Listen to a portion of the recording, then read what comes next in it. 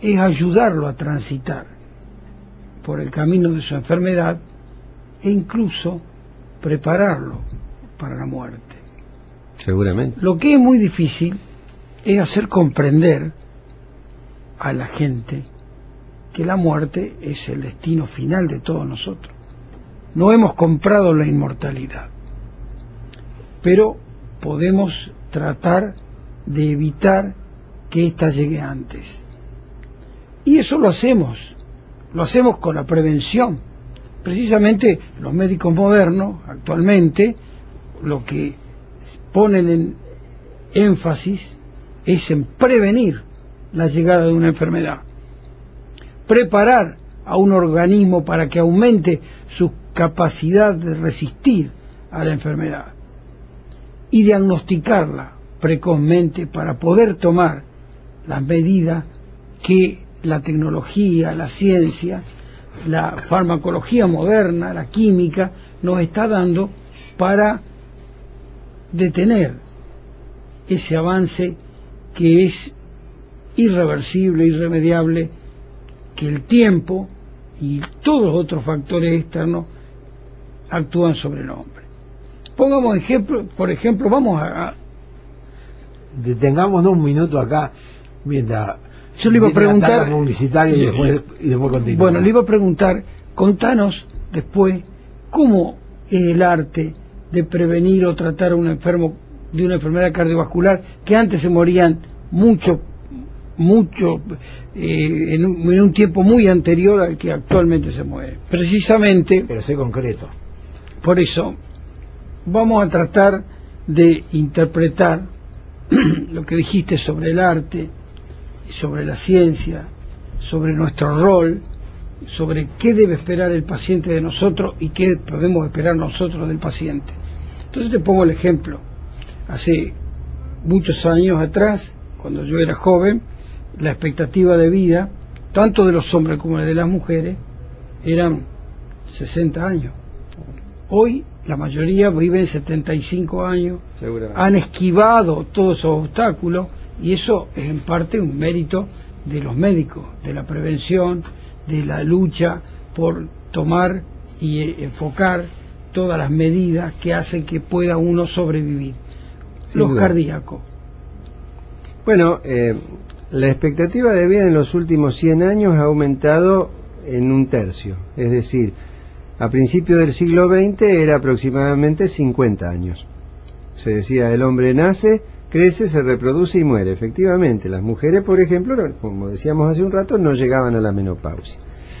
En lo cardiovascular se ha avanzado enormemente a partir de los hallazgos del estudio Framingham, que fue un estudio que se hizo en Estados Unidos. El primer grupo de individuos fue del año 1948 en una localidad pequeña de Massachusetts, y allí se identificaron los factores de riesgo cardiovascular, la hipertensión, el tabaquismo, el colesterol, etcétera, todo lo cual se ha intentado controlar y se han logrado algunos avances. Estamos lejos del ideal todavía, El control de esos factores de riesgo son bastante pobres en muchos países, aún en países desarrollados.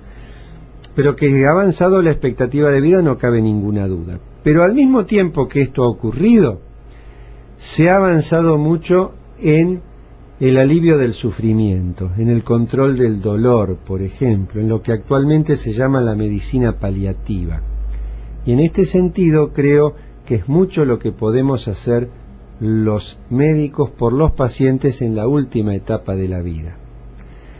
Lo que ocurre es que la tecnología nos ha hecho reemplazar un paciente que moría en su casa con sus afectos y en lo posible sin dolor por un paciente que muere aislado, lleno de cables y de tubuladuras en una sala de terapia intensiva.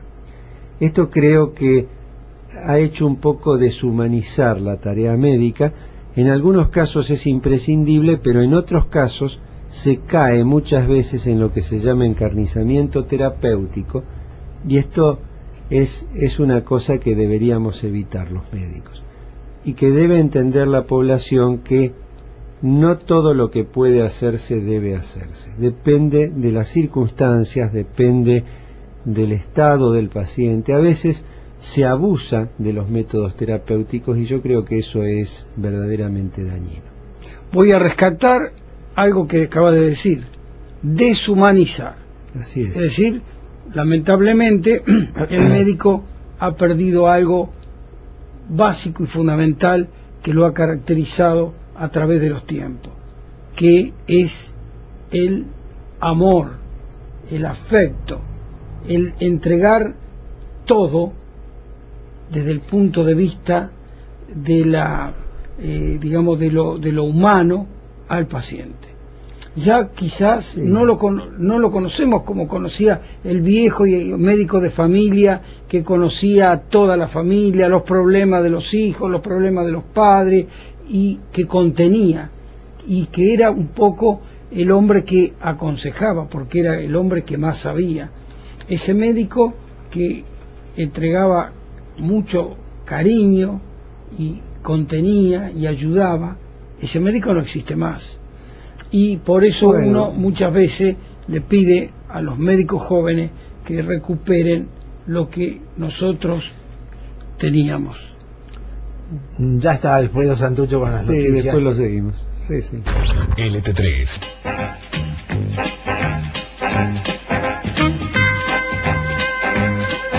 Está bien, cabello, ya. Sí.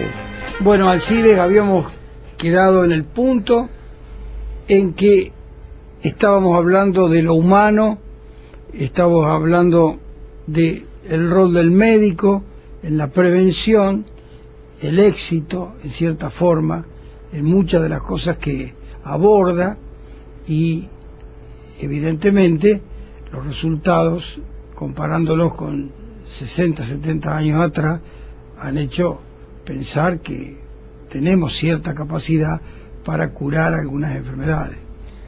Sí, sin duda que esto es así. De todas formas, insisto, las enfermedades crónicas habitualmente no son curables, y tampoco es un gran problema que no lo sean, porque en definitiva vivir sano, entre comillas, debería significar fundamentalmente tener una buena calidad de vida. Hay pacientes que por ahí se resisten a tomar una medicación, aún con cuadros que son asintomáticos, porque en el fondo, si toman la medicación, se sienten enfermos, por lo que significa, por lo que tiene de simbólico una medicación. Pero en definitiva, yo siempre les digo, lo más importante es que se sienta bien y que pueda llevar una vida plena, activa, feliz, y eso se puede lograr aún estando enfermo. Esto es lo importante. Yo no creo que el humanismo médico se haya perdido, en absoluto. Creo, sin embargo, que se le ha dado mucha importancia en las últimas décadas a todo lo tecnológico, a todo lo que tiene que ver con la tecnificación de la medicina. Es lógico que sea así, porque la irrupción de la tecnología ha sido fenomenal, beneficiosa en muchos aspectos, pero insisto, en muchos otros se llega a lo que se llama el encarnizamiento terapéutico, es decir, empeñarse en prolongar la vida a cualquier costo, y esto creo que es algo que los médicos tenemos que replantearnos. Nosotros estamos insistiendo mucho en la docencia universitaria, sobre todo de posgrado, en que se recuperen o se jerarquicen o se rejerarquicen, porque no están perdidos, los valores humanísticos de la medicina.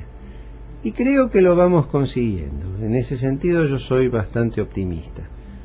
Pero la redefinición del rol del médico me parece trascendente. Sobre todo, abandonar esta idea del médico que cura las enfermedades y evita la muerte.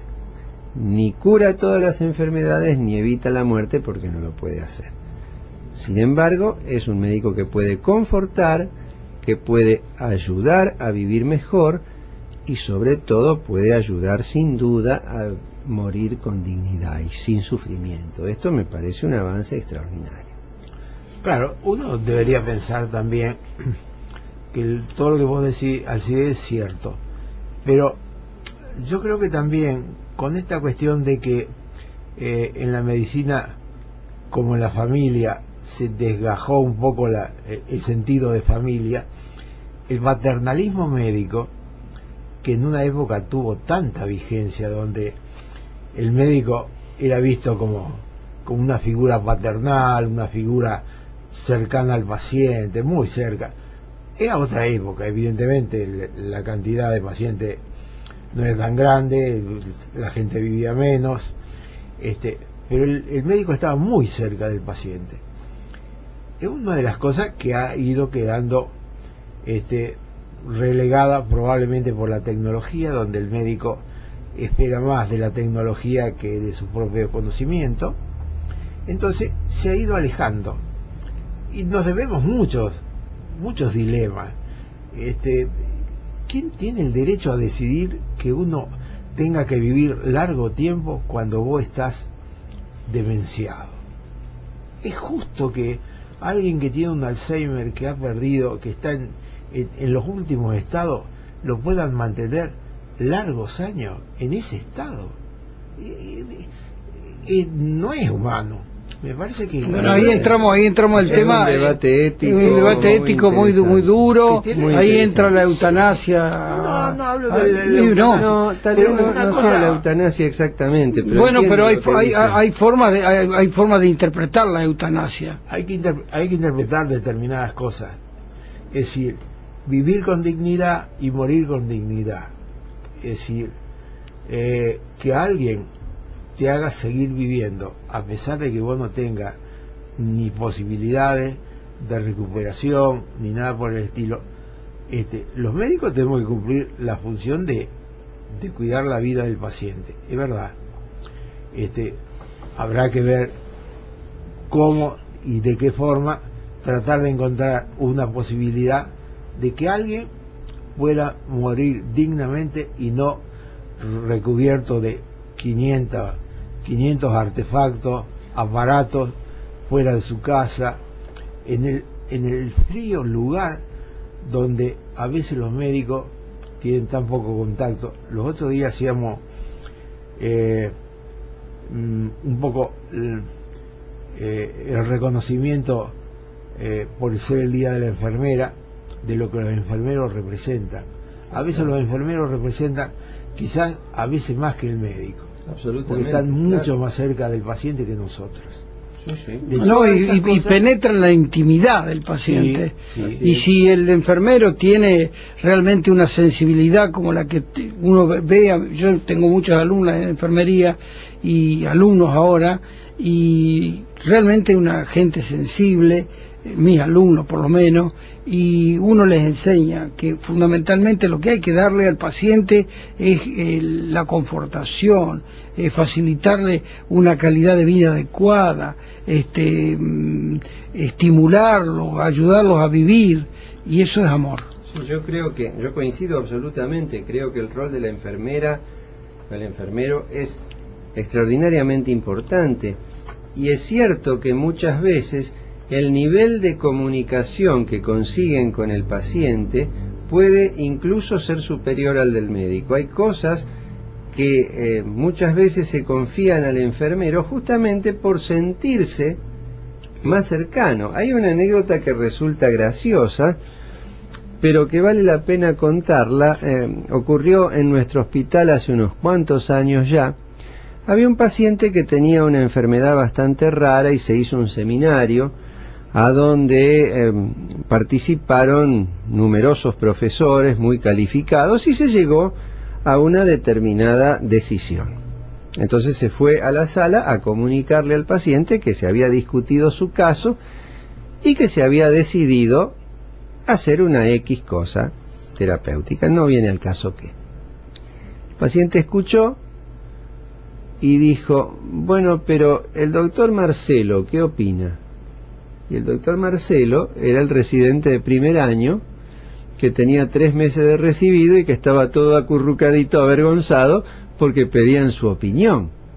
Pero ¿qué ocurría? Ese médico joven era el que más cerca estaba de él.